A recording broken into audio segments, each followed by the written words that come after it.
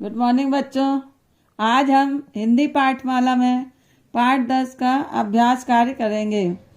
उसमें पहले लिखेंगे कोई प्रश्न उत्तर इसके। तो इसके प्रश्न उत्तर देखिए, ये लिखे हुए हैं। ये पहला प्रश्न है, इस कविता और कवि का नाम लिखिए। तो कविता का नाम क्या है? लौटा दो मेरा बचपन। और इसके कवि का नाम क्या है? मैथिली शरण गुप्त इसके कवि हैं।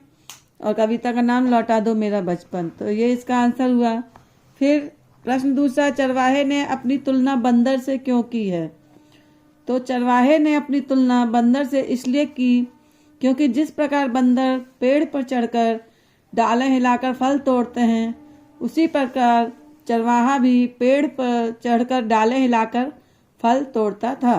इसलिए उसने अपनी तुलना बंदर से की कि बंदर के जैसे पेड़ पर चढ़ते थे लोग, चरवाहा और उसके दोस्त, और फल मतलब पेड़ की डाली हिलाते थे तो फल नीचे गिरता था, बीन के बांटते थे एक दूसरे को। तो उसी प्रकार इसलिए उसने बंदर से तुलना की अपनी। प्रश्न तीसरा, कविता के अंत में चरवाहा किस बात की कामना करता है? तो कविता के अंत में चरवाहा यह कामना करता है कि अगर मैं ना मरूं तो मुझे मेरा बीता हुआ समय ही मिले। मतलब कि बचपन, जो उसका बचपन बीत चुका है वो चाहता है कि अगर मैं ना मरूं तो मुझे वही समय मिले जो बीत गया है, बीता समय ही मिले। ये इसका आंसर है। फिर प्रश्न चौथा, हरी भूमिका पर कहीं धूप थी और कहीं गहरी छाया। पंक्ति में हरी भूमि का अर्थ क्या है? तो कविता की पंक्ति में हरी भूमि का अर्थ है जंगल की हरी भरी धरती। वहाँ वन में जहाँ जाता रहा वो चरवाहा, वहाँ की हरी भरी धरती। तो वहाँ पेड़ बहुत रहते ना जंगल में, तो कहीं धूप और कहीं छाया। तो जहाँ पेड़ रहते रहे उनकी छांव रहती रही, और जहाँ नहीं रहते रहे वहाँ धूप रहती रही। तो वही है कि हरी भूमि पर कहीं धूप थी और कहीं गहरी छाया में हरी भूमि का अर्थ है हरी भरी धरती, जंगल की हरी भरी धरती। तो ये हो गया प्रश्न उत्तर। अब आगे देखिए, सुंदर लेख में कविता की पंक्तियां पूरी कीजिए। तो ये आप लोग कर लीजिएगा अपनी बुक में, है ना। इसको कॉपी में नहीं करना है, बुक में बस करना। और प्रश्न उत्तर अपनी कॉपी में भी करिएगा। तो देख किसी का ठाठ न हमको ईर्ष्या कभी सताती थी, और न अपनी दीन दशा पर लज्जा ही कुछ आती थी। ये देखिए, पहला इसका शब्द लिखा है इस लाइन का देख, और लास्ट का ये कि मतलब कौन सी कविता लिखना है, इससे आपको पता चल जाएगा। फिर दूसरा देखिए, मानो लिखा है और पाएगा। तो मानो उन्हें वही थोड़ा है और हमें ही बहुत, यही जो कुछ जो लिखवा लाया है पाएगा वह सदा वही। मतलब ये वाली कविता यहाँ पर आएगी, ये पंक्ति कविता की। तो ये हो गया आपका। आगे देखिए, भाषा की बात। पहला प्रश्न है, कविता में से तुकांत शब्द छांटकर लिखिए। तुकांत मतलब दोनों का उच्चारण लास्ट में एक ही जैसा हो, है ना।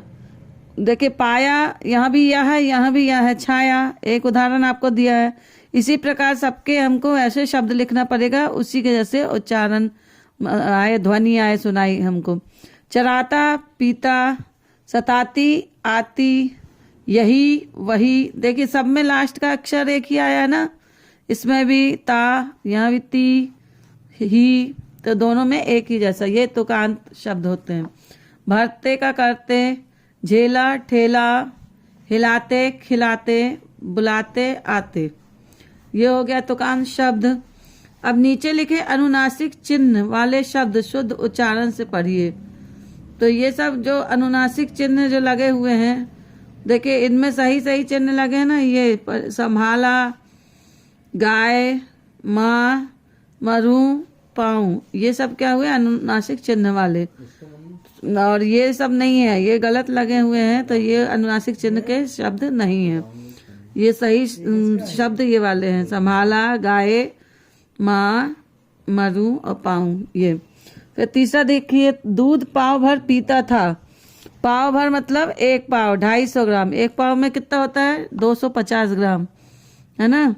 तो ये पाव भर का मतलब ये हुआ 250 ग्राम। अब इसमें प्रश्न क्या लिखा है, इसी प्रकार 1 किलो में कितने ग्राम हैं लिखिए। तो 1 पाव में कितने हुए 250 ग्राम और 1 किलो में कितना हुआ 1000 ग्राम। तो ये हो गया। फिर चौथा देखिए, विलोम शब्द चुनकर लिखिए। तो यहाँ देखिए बॉक्स में ये शब्द दिए हैं, इन्हीं में से चुन के हमको यहाँ पे भरना है। तो ये होश का बेहोश, गहरी, उथली, उथली मतलब ऊंची जगह, गहरी मतलब नीची जगह। फिर निर्मल, मलिन, निर्मल का साफ, मलिन मतलब गंदा, दिन भर, रात भर। ईर्ष्या, प्रेम, सदा, यदा कदा। सदा मतलब जो काम हमेशा होता है, तो हमेशा का उल्टा क्या हुआ, जो कभी कभी होता, तो यदा कदा मतलब कभी कभी। पका, कच्चा, मरना, जीना, ये हो गया विलोम शब्द। अब देखिए 2-2 समानार्थी शब्द चुनकर लिखिए। ये बॉक्स में समानार्थी दिए हैं, इनमें से कौन सा किसका होगा, ये 2-2 शब्द चुन के लिखना। जैसे घर का दिया ग्रह और आलय, और दूध का पाए और अमृत, सदा का सर्वदा, हमेशा, बंदर का कपी और वानर। तो ये हो गए समानार्थी शब्द। अब देखिए यहाँ नीचे लिखे वाक्यांशों के लिए शब्द लिखिए। ये वाक्य दिए हैं, इनके लिए एक शब्द लिखना है जिससे इनका अर्थ प्रकट हो। दूसरे से जलने वाला, ईर्ष्यालु। पशु चराने वाला, चरवाहा। जिसमें मैल ना हो, निर्मल। तो ये हो गया वाक्यांश के लिए शब्द। अब आगे देखिए 7वां, उदाहरण समझकर वाक्य पूरे कीजिए। तो कहीं धूप थी तो कहीं छाया, ये उदाहरण दिया आपको। अब यहाँ खाली जगह छोड़ा गया है, तो कहीं ये लिखा है दिन, है ना, तो कहीं दिन था तो कहीं रात। धूप के साथ छाया, दिन के साथ रात। कहीं सुख था तो कहीं दुख, सुख के साथ दुख होता है। कहीं जीवन था तो कहीं मृत्यु, है ना, तो दिन के साथ रात, सुख के साथ दुख, जीवन के साथ मृत्यु। ऐसे जैसे इसने धूप के साथ छाया दिया। तो ये हो गया आपका। अब ये देखिए रचनात्मक गतिविधियों में पेड़ पर चढ़ना, पतंग उड़ाना, साइकिल चलाना। तो क्या लिखा, आप जो जो करते हैं उस पर हरे रंग से गोला लगाइए। तो अब ये आपको करना है कि आप क्या क्या करते हैं। जिसमें जो जो काम आप करते हैं उसमें हरे रंग से गोला लगाना है। पेड़ पर चढ़ते हैं, पतंग उड़ाते हैं, साइकिल चलाते हैं, इसमें से क्या करते हैं, या तीनों करते हैं तो तीनों में लगाओ, एक करते हैं तो एक में लगाइए। तो इस प्रकार से ये पाठ यहाँ पे समाप्त होता है। पीछे ये दिया है जो आपको पिक्चर देखिए, ये जो कार्य है ना जो नीचे दिए हैं, और ये भी कार्य हैं। तो इसमें से कौन कौन से कार्य आप करते हैं उसमें हरे रंग का गोला लगाना है। पहले ये दिया है ना 3 यहाँ पे, और बाकी यहाँ दिए हुए हैं।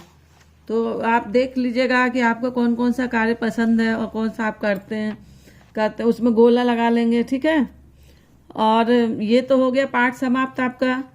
अब देखिए आप लोग, ये पाठ 9 है जो ये रीडिंग टेस्ट के लिए, इसका एक पैराग्राफ आपको रीड करके और वीडियो बना के भेजना है। इसमें सबको नंबर मिलेंगे, और जो बच्चे नहीं भेजेंगे उनके नंबर नहीं मिलेंगे। तो तीनों सेक्शन के बच्चे इस पाठ का पहला एक पैराग्राफ, ये यहाँ से लेकर, एक बार से लेकर पानी पिया तक, यहाँ तक का आपको वीडियो बना के भेजना है। आप रीड करिएगा, आपके घर के कोई भी ये वीडियो बना के आपको यहाँ भेज दीजिएगा व्हाट्सएप पे। और जो नहीं भेजेंगे उनको नंबर नहीं मिलेंगे। धन्यवाद।